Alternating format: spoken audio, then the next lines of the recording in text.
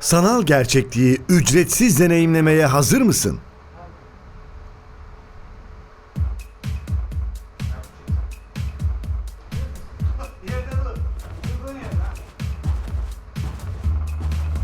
Oyunu oynama, oyunu yaşa.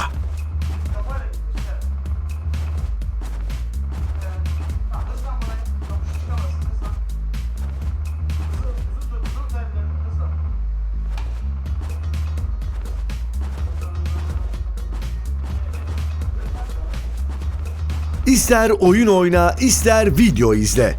İlk 3 dakika ücretsiz.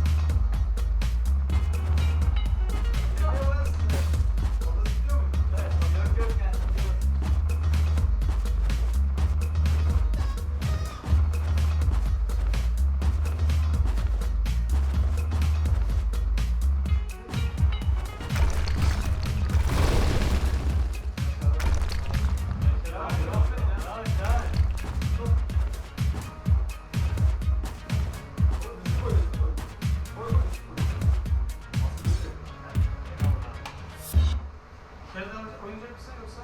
İstiyorsan oynasın ha. Bir kere daha. Anlayamadım. Bak kızaklara bak. Nerede? Ha sola git. Biraz daha sola. Evet al şöyle. Aşağı bir bak. Aşağı. Ayaklarına bak. Ayaklarına bak. Ayaklarına bak. Tamam. Biraz sol yap kendine.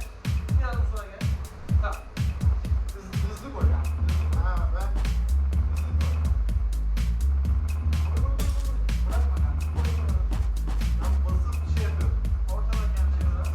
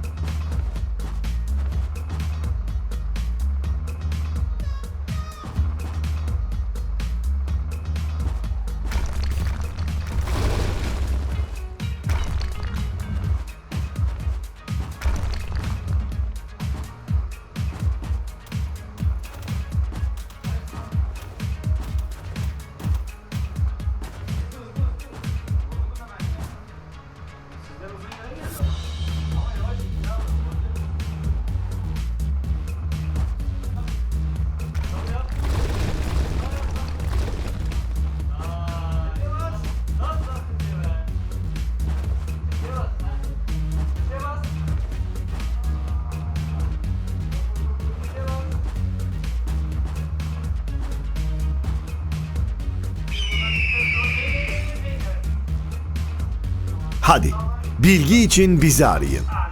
0216 481 67 37